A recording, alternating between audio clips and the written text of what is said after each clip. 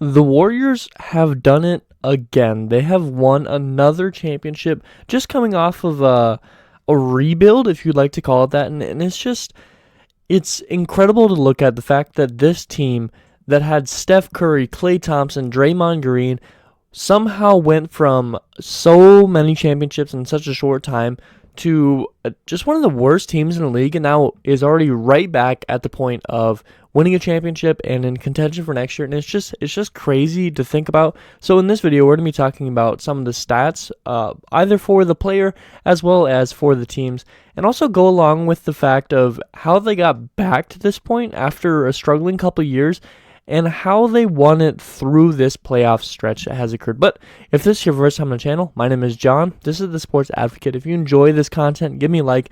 If you enjoy this channel, why not subscribe? Because I have daily content, NBA, NFL, and NHL. Quick note here. I am likely going on vacation or on vacation when this video is uploaded. So there might be a stretch of a couple days here where I miss a random day here and there. But when I get back, which should be middle of next week, starting next week, things will be full go again, daily content. But nonetheless, let's not waste any more of your time. The Warriors have done it. They've won their 4th championship in 8 years. They went to 5 straight championships from 2015 to 2019. They won 3 of them, 4 of those being against the Cavs and 1 of them being against the Raptors. Like I said, they won 3 of those 5 straight, and all of them were against the Cavaliers. They also made 6 finals in the past 8 years, including this one, winning 4 of them, like I said. And it's just crazy to look at where they went from. And now I know a lot of people like to say that this Warriors team or Stephen Curry by himself doesn't get to this point without, Kevin Durant or some of these other guys. But let's point some out real quick. They won before Kevin Durant. They won with Kevin Durant, and now they've won after Kevin Durant. So we really, really just got to pay attention to what this team has done. They have kept their core for the most part with Andre Iguodala, who did return this year and gets his 4th championship with this team, Steph Curry, Klay Thompson, Draymond Green, but they do rotate in some integral pieces through the way. Kevin Durant, obviously a very important piece. Jordan Poole this year, a very, very important piece.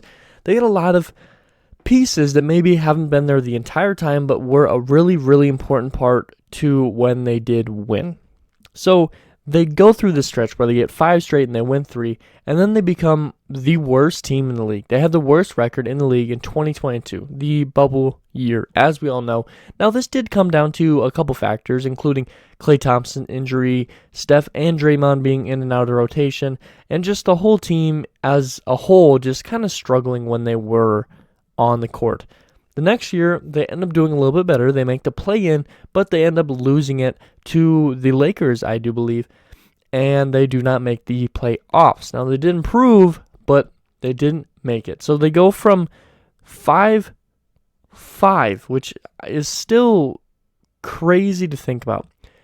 5 championship appearances in a row to the worst team in the league the very next year, to right outside playoffs, to winning a championship now this year. So let's talk about this year. Let's talk about some of the team stats. First, let's start with the regular season because that is really, really important. Although it's not the reason why you win it, it is still really important because it gets you your seeding. They were 53-29, which was 4th in the league. They also had the number 15th offense, which was kind of surprising, especially when you have guys like Steph Curry and Jordan Poole and Klay Thompson on a team. Although 15th is technically right in the middle, they still have a very, very good fluent offense. They like to run their offense a lot different than other teams. Lots of ball movement, lots of cutting, screens, everything. Off-ball movement is really, really a key point to this offense, which is something that I feel like some other teams lack at times. They were also number 7 in rebounds, which although that's not a flashy category, it is something that's really important because not only does it prevent the other team from getting second chance opportunities, but it also allows you to get second chance opportunities, which is obviously very, very good news. They were number 5 in assists. Like I said, when you have so much ball movement, so much off-ball movement, screens, all this stuff, you're going to get some open shots, layups, three-pointers, mid-rangers. And you also got to take in consideration, I think it's like 3 dribbles after you catch the ball will count as assist, which is something you're going to see a lot when you're coming off a screen. You're going to take a couple dribbles and then shoot it. So number 5 in assists is a very, very good stat. They're also 4th in steals. This team was really, really good defensively, and I did not rate where they ranked defensively. They were top 5, I do believe. Honestly, I think they were like 2 or something. They were really, really good defensively. They were 4th in steals. This defense was really, really good. They were very good at, hiding weak spots. When they were playing, if Steph Curry was your weak spot, and I do say that because Steph Curry's defense has improved a lot. When he is your weak spot, they do a really good job at helping over on drives, on preventing some easy buckets, and also in the paint, when people are driving in, they do a really, really good job at, altering shots, not blocking. They were not incredible at blocking during the actual regular season, bottom half of the league, but they do a really good job at making you alter your shot or foul, so you have to go make your shots at the free throw line. But 4th in steals is very good, and they're also 5th in plus minus. Now, this is primarily a hockey stat. I feel like it works really well in the hockey environment. But when you're talking about teams and how well they are as a team, I think plus minus is a good thing. Now, per player, I don't like it, but as a team, 5th in plus minus is just telling me that you're winning by a pretty good margin overall time after time. I mean, 5th best plus minus, I think it was like a 7.7, so you're winning each game by about 7 points. Now, obviously, you're losing some, but that's why your average comes down when you're losing those games. So this team was really, really good. Now, playoffs, which is probably the most important part. Well, it is the most important part of the year unless you make the finals. But you can be a terrible team during the regular season and win it all if your team just steps up at the right moment. Now, the Warriors were 16-6 in these playoffs, which was obviously the most wins, but also the best winning percentage out of all teams in the playoffs. They also had the second offense, which again is very, very good. Their offense improved dramatically, and that is in big part to Stephen Curry and also Jordan Poole's ability to step up as the year went on. He really, really improved a lot. They were 6th in rebounds. Like I said, that's very good news. And they were 1st in assists. Their offensive ability to move around and find open shots was a huge key contributor to how they were winning games. Going off a screen, dribbling your guy down also, and then kicking out to a three-pointer when someone comes down to help on you, driving, kick, all this stuff. They were incredibly, incredibly good at finding the open man if their own shot was not available at that moment. They were 6th in steals again, had a really, really good defense, and they just were able to always slow down a really, really good offense. No matter how good of a player was on the team, they were able to slow them down dramatically. And they were 1st in plus minus, which is an improvement, obviously, but again, is a huge factor in winning games. Sorry, guys, my throat's really, really dry today. Now let's talk about some player stats, individual player stats. Who was the best at each statistical category for the regular season as well as the playoffs? Now, again, we're going to start in the regular season because that's where all things start. We don't like talking about preseason. It doesn't matter. It just doesn't matter. So regular season, 25.5 points per game was the leader for the team. Obviously, we know that it's going to be Steph Curry. 7.3 rebounds per game for Draymond Green was the leader for the team. Draymond, he was a really, really big, important piece for this team. Although he did struggle in the playoffs, he was incredibly important both in playoffs and in the regular season. He also had 7 assists per game during the regular season, which was the lead for assists. Kind of surprised when you got a guy like Steph Curry that 7 is the highest in assists per game. But that also comes to the fact that how good their offense is at finding the open man, that anyone on the court, and let's not take away, Draymond Green is incredible ability to find the open man and pass the ball, but it was really close to who was the leader in assists per game. There's a lot of people that were really, really close right there, so it just shows how good this offense is at finding an open man. The leader in steals per game was Gary Payton, the second with 1.4 steals per game, which is very, very good, especially for a really young guy to come in and make an immediate impact on that defensive side of the ball. Now, for the playoff statistics, 27.4 points per game was the lead. Obviously, again, this is Stephen Curry. And there was a pretty big gap in reference to the top performer points per game in the playoffs versus the second. compared to the regular season. I think in the regular season it was only like 5 or 6, and it was like 10-point difference for the top points per game getters on this team. Steph Curry stepped up big when they needed him most. Leader in rebounds per game was Kevon Looney with 7.6. They had a lot of struggles for a while there with Draymond Green. They were putting in Kevon Looney because of his bigger size and his ability to use his strength, and he was using it very well to go get those rebounds. 7.6 is, again, a very good number, although it's not incredible like some of these top rebounders like Andre Drummond or Rudy Gobert, but it's still a very good number to see, 7.6 rebounds per game. And let's not forget that some of these guards on this team are also rebounding very well. I mean, even Steph Curry is getting around 4 or 5 a game, which is very, very good. 6.3 assists per game was the leader for this team in the playoffs. Again, not an incredibly high number, but when the entirety of your team is doing a great job at distributing the ball, it's going to limit your highest assist getter on your team, and that was Draymond Green again. He's so good at just being a contributor to the team without having to go score every single time.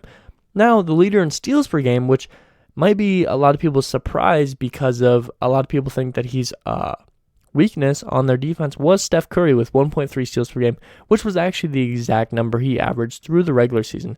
And even in last night's game, Game 6, it was a really, really good performance by him. There was literally 2 possessions back-to-back where he knocks the ball out of Jason Tatum's hand, and then he steals the ball directly out of it right after, like, the very next possession.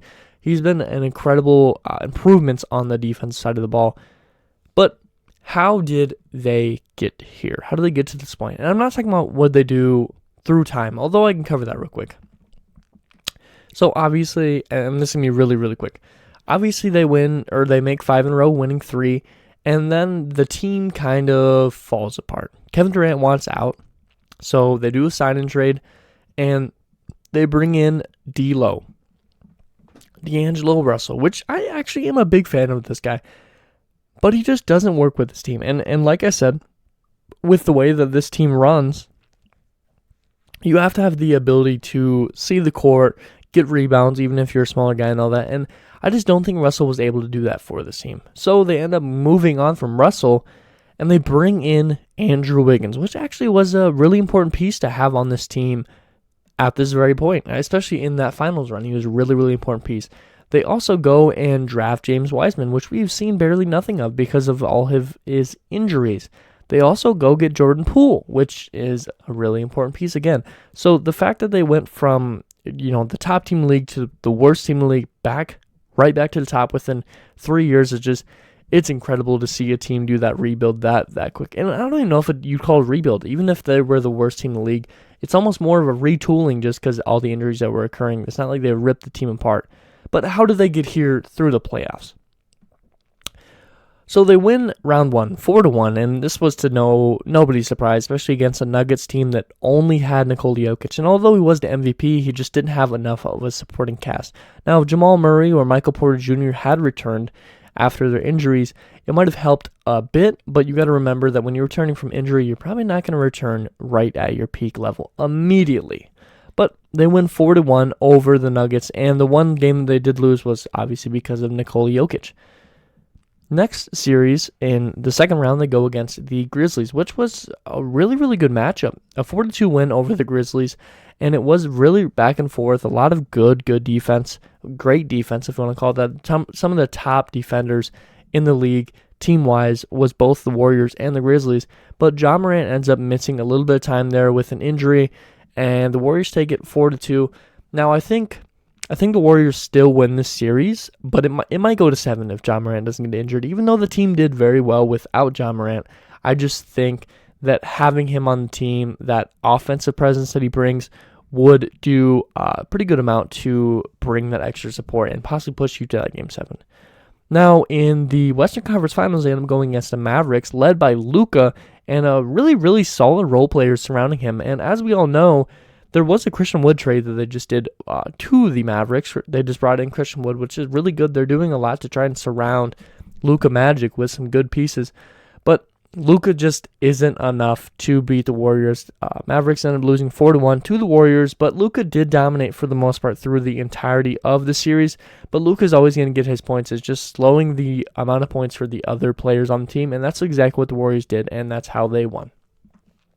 But the Celtics, the finals, which is what everyone is most, looking forward to, and just the biggest moment in all of NBA. The Warriors take on the Celtics. Now, we do know the outcome, but I'm just going to walk through it like we don't know the outcome. Game 1, Warriors-Celtics. Lots of predictions, and I will say I got my prediction right. I predicted the Warriors, and I believe I did predict it in 6. Now, I might have to go back and check that out to be exactly correct, but I believe I chose the Warriors because of their experience, and I think I said in 6 games, possibly in 7. But the Celtics come out and they win Game 1, and they do it in pretty solid fashion. Al Horford turns back the clock, goes and gets it, 24-something points. Jason Tatum also did very well, but not Jason Tatum. Jaylen Brown also did very well, but Jason Tatum struggles on the shooting side of the ball. He had less than 20 points, and he just really struggled on his shooting splits for the most part in Game 1. Now, in Game 2, Jason Tatum did step it up, but the Warriors end up taking Game 2 with the Dubs defense taking a huge step up, limiting the Celtics to less than 100 points. I think it was even less than 90. It was like 88 points. And the Warriors defense just stepped up big time when they needed it most. Now, Game 3, this is a really back and forth series. The Celtics duo really takes over in Game 3 with both Jason Tatum and Jaylen Brown dropping 26 and 27 points respectively. And just overall, the team did very good. You still had Al Horford producing. Marcus Smart was producing very well. And just the way Al Horford turned back the clock so much, it was his first time making the finals, and he was making the shots when they needed it most, even when other guys like Tatum were struggling. Now, Game 4 is about when the Warriors started taking over completely. Warriors win Game 4, led by a 43-point bomb by Steph Curry, a man who could not miss at all, it seemed like. And the Warriors just took over. Now, in the next game, Game 5, Wiggins is the one that steps up. When Steph Curry was struggling, Steph had like 16 points, and Wiggins steps up big for the Warriors to win Game 5 by, I think it was a 10-point margin.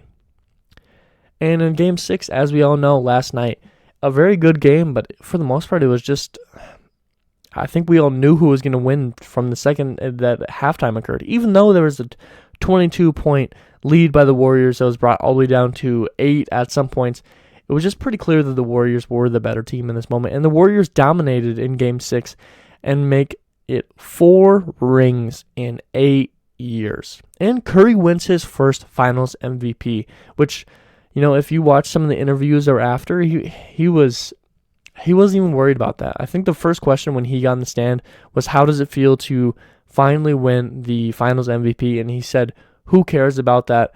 We won. We're the champions. And it's just really good to see. Obviously, that is important to him to be able to say, hey, I have this on my resume. But he's all about that team winning.